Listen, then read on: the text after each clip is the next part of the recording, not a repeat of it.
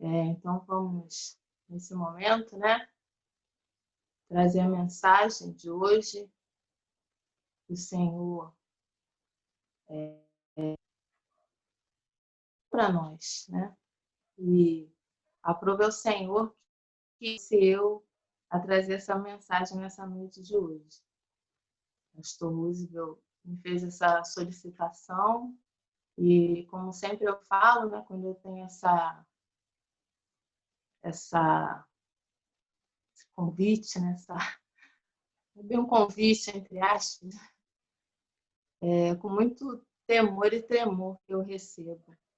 Porque quando me chamam para a palavra, eu nunca me julgo capacitada e eu fico me sentindo totalmente despreparada e, enfim, né? Me sinto numa posição bem desconfortável quando, como eu falei com o pastor Roosevelt, né? Mas, enfim, eu agradeço a Deus pela sua misericórdia, ele me faz essa maravilha de trazer a palavra dele. É algo que realmente eu trago no meu coração com muito temor. Então, nesse momento, irmãos, vamos abrir as nossas Bíblias lá no livro de Gálatas, a carta de Paulo aos Gálatas, capítulo 2, versículo 20.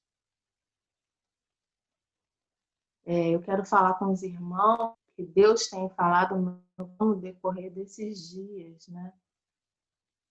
Desde a semana passada, a mensagem da cruz de Cristo tem falado profundamente ao meu coração. Por isso, é com muito temor mesmo que eu me coloco nessa posição agora de alguma forma, tentar trazer, pensar junto com os irmãos, refletir com os irmãos, o que essa mensagem maravilhosa, essa mensagem resgatadora, que me resgatou e resgatou a cada um de nós, o que ela significa, um pouco do que ela significa, né? Porque é muito mais profundo, com certeza, do que eu posso alcançar, né? Na minha limitação e, enfim, mas foi uma bênção estudar sobre isso. Então, a mensagem nesse momento, peço aos irmãos que abram na carta de Paulo aos Gálatas, que ele colocou que não ouviu, né? Gálatas, capítulo 2, versículo 20. Que diz assim, já está, o irmão Zé Luiz já colocou aí na tela, né? Já estou crucificado com Cristo e vivo, não mais eu, mas Cristo vive em mim. E a vida que agora vivo, vivo-a na fé do Filho de Deus, o qual me amou e se entregou a si mesmo por mim. Amém? Eu pensei nessa mensagem da cruz e, estudando sobre ela, logo me fez ligar também a mensagem que está lá no livro de João, sobre a videira. Vamos abrir lá? Livro de João, capítulo 15, versículos de 1 a 4. Vamos ler? João 15, de 1 a 4. Que diz assim: Eu sou a videira verdadeira, e meu pai é o lavrador. Toda vara em mim que não dá fruto, atira e limpa toda aquela fruta, para que dê mais. Vós já estáis limpos pela palavra que tenho falado. Está em mim e eu em vós, como a vara de si mesma não pode dar fruto, se não estiver na videira.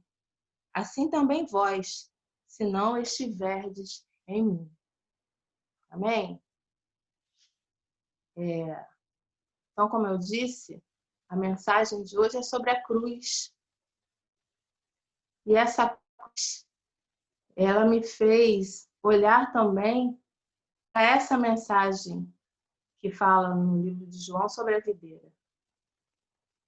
E eu vi que a cruz, ela é um pouco como a videira. Nós devemos estar conectados, ligados na cruz, enxertados na cruz. Assim como nós devemos estar ligados, enxertados na videira, nós também devemos estar conectados, ligados na cruz.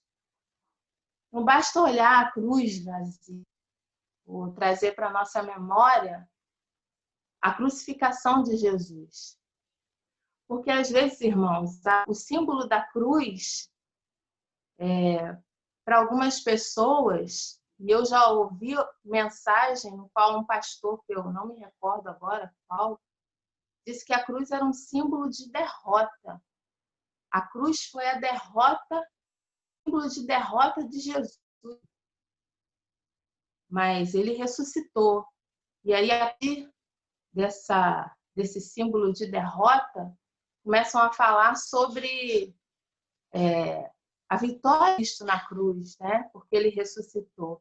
Mas a cruz, ela não pode ser colocada de lado. Nós precisamos, sim, olhar para a cruz e lembrar de tudo aquilo que ela representa. Algumas das suas representações, pessoas, pode ser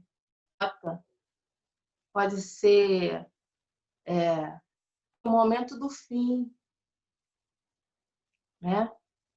Mas, na verdade, a cruz, ela não é um símbolo de derrota. A cruz, ela não pode ser vista como um símbolo de derrota. A cruz, entre algumas das representações que ela tem, ela é um símbolo de redenção, justificação, de amor perfeito. A obra completa de Cristo em Cristo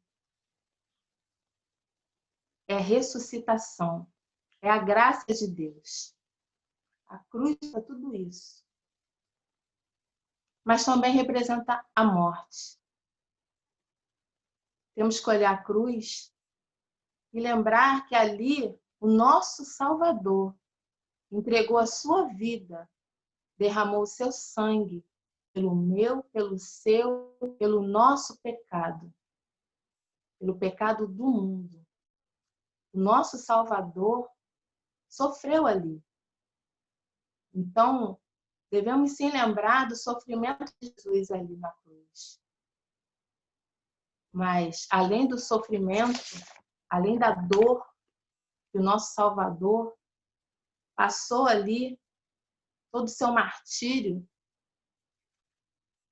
aquele momento não foi um momento de derrota, porque Jesus, ele se entregou. No momento, a vida dele foi tomada, foi tirada à força. Ali foi um momento de entrega, Filho de Deus, para que a obra do Pai fosse completa. Precisava, sim, que Cristo fosse para a cruz. Uma vez conversando com uma amiga minha, cristã, ela me disse que Jesus, ele não poderia ter saído da cruz, ele não poderia negar a cruz, porque ali ele estava apenas sua humanidade. E como humano, ele não poderia fazer nada. Por isso, ele não teve outra alternativa a não ser ir para a cruz.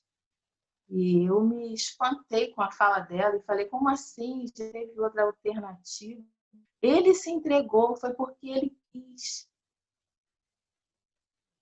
Ele mesmo disse isso. A minha vida ninguém tira de mim. Eu mesma dou. Então, a cruz, ela não é um símbolo da derrota. Não é um símbolo simplesmente de que ali tudo se acabou. Não. Jamais podemos ver a cruz assim. Precisamos sim olhar e lembrar de estarmos conectados com ela, ligados na cruz, enxergar essa cruz. Vamos ver lá João, capítulo 12, versículo 24. João 12, 24. Vamos ler alguns versículos, tá, irmãos? É tudo que eu tenho que falar. Tem vários versículos que é necessário ler. Então, João, capítulo 12, versículo 24, diz assim: na verdade vos digo que se o grão de trigo caindo na terra não morrer, fica ele só. Se morrer, dá muito fruto. Assim como a videira. Se estivermos enxertados nela, conectados nela, ligados na videira, nós damos muito fruto. Mas se não for assim, não for fruto. É como nós lemos lá em João 15. Vamos ler também o versículo 32. João, capítulo 12, versículo 32.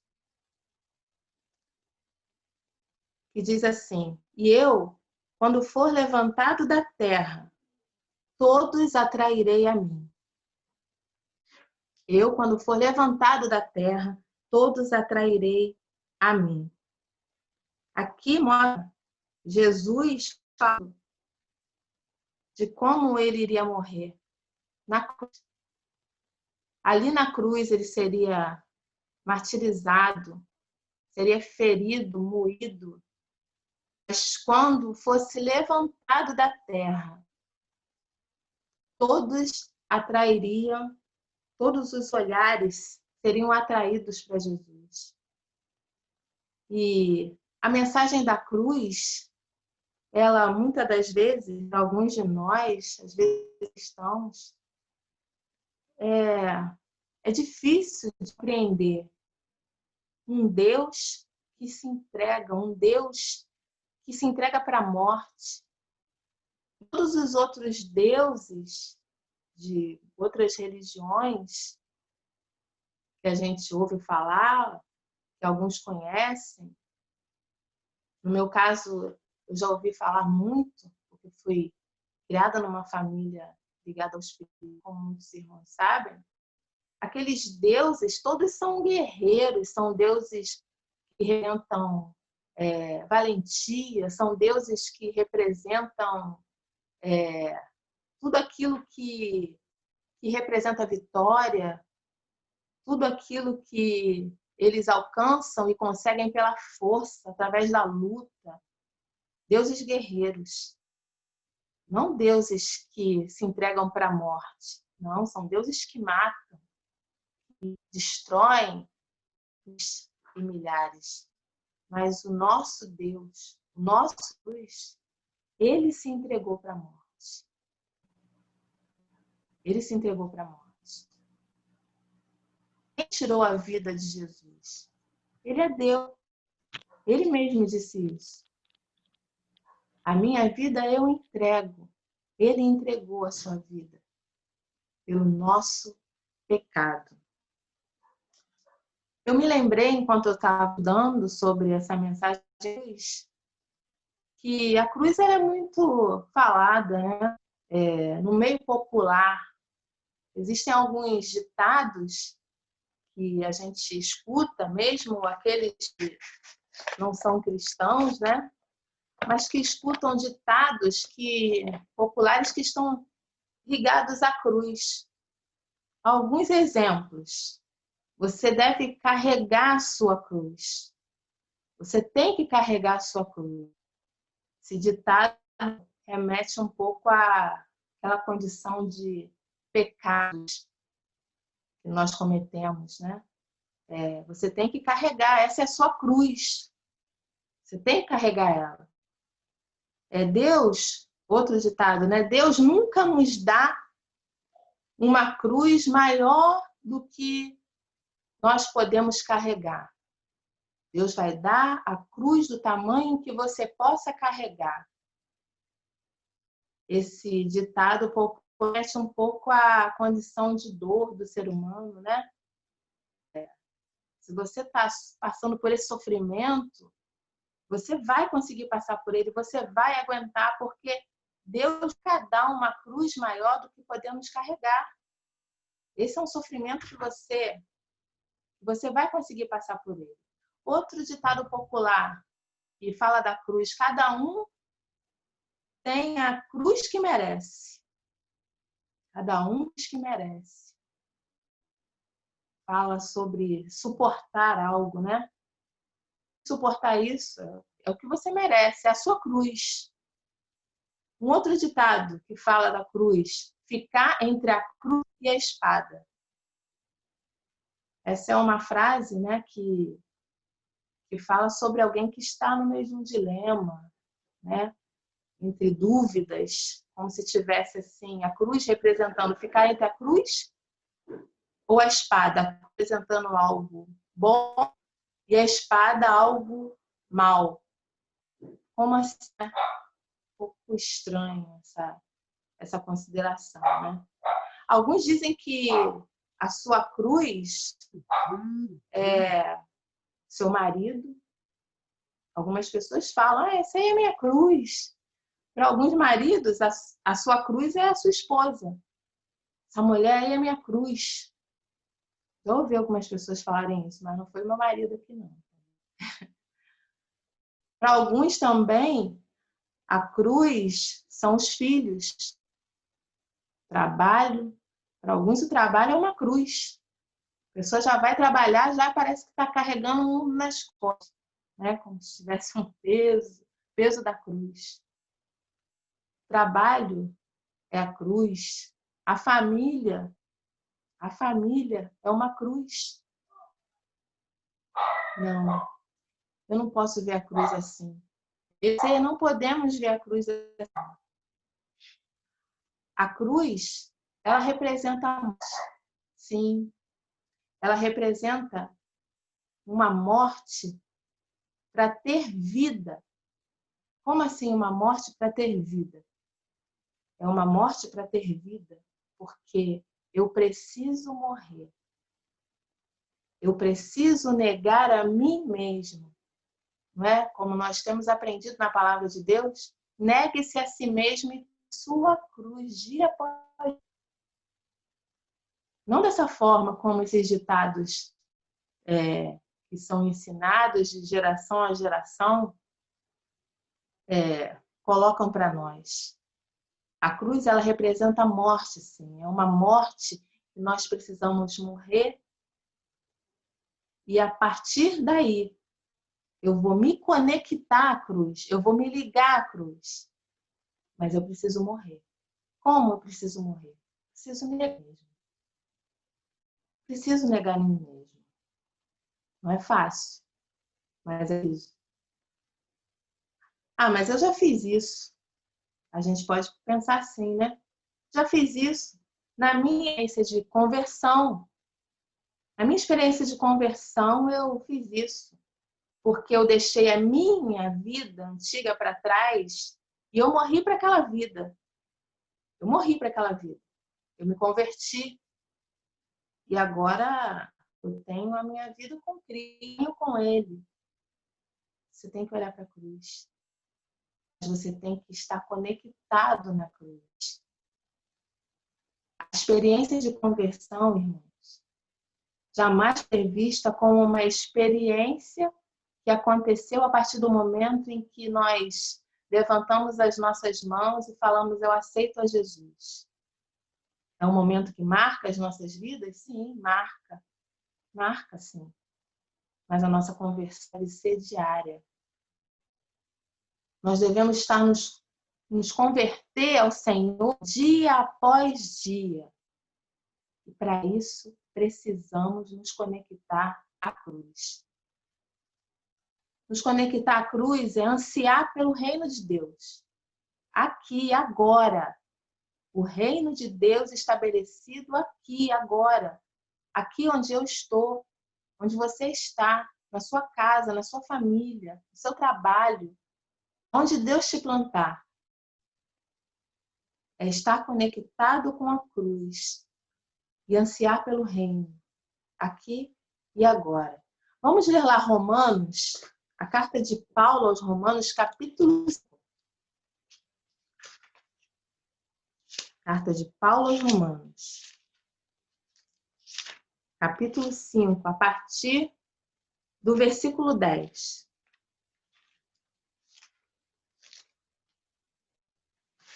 Romanos 5, a partir do versículo 10.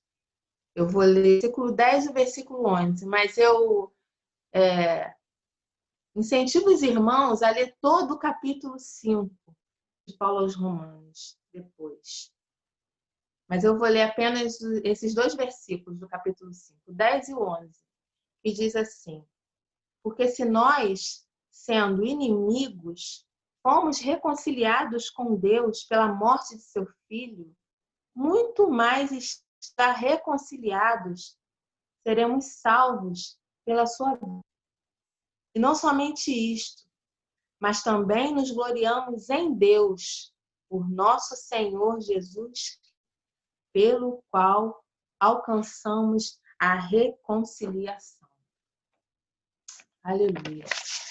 Alcançamos a reconciliação pelo Filho de Deus, através de Jesus Cristo, o sacrifício dele, estando conectados à cruz de Cristo, ligados de Cristo. Significa ser parte da história. Irmãos, somos parte da história.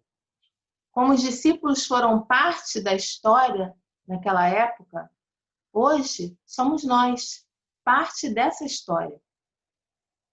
Ou seja, a minha história hoje, ela não é mais a minha história. Ela é a história de Jesus misturada na minha. A história de Jesus se misturou à minha história. Eu não posso ver mais a minha história somente. A história dele, de Jesus Cristo. Eu ouvi, algum tempo atrás, um pastor contando sobre uma história que eu achei muito linda. Sobre um pastor que pregava sempre ali na beira para alguns pescadores. Um lugar do país muito, muito distante. Era uma vila bem simples, bem modesta. E esse pastor ia lá, reunia os pescadores ali naquele um determinado local e falava as histórias de Jesus. E um dia, esse pastor falou para esses pescadores, pessoas simples, né, humildes, ali que viviam na beira da praia. E esse pastor contou a passagem de Lucas 24, dos discípulos de Emaús. Chegou um determinado momento dessa passagem, no versículo 31, quando fala que os olhos dos discípulos se abriram e aí Jesus, naquele momento, desaparece. Quando os olhos dos discípulos se abrem, Jesus desaparece. E aí, nesse ponto em que chega dessa passagem, um dos pescadores perguntou: mas como assim? Sim, desaparece. Ele foi para onde? Para onde ele foi? E um dos pescadores, homem simples, né? Homem não muito letrado, com a sua fala simples, e fez o seguinte comentário, depois que esse amigo perguntou para onde foi Jesus? Ué, entrou dentro dele. Jesus desapareceu, entrou dentro daqueles discípulos. É bem assim, né, irmãos? Jesus, ele está dentro de nós. Ele está dentro de nós. Nós podemos sentir a presença do nosso Mestre conosco. Ele disse que não ia nos deixar sós, E Ele não deixou. Ele está conosco até hoje, até a consumação dos séculos.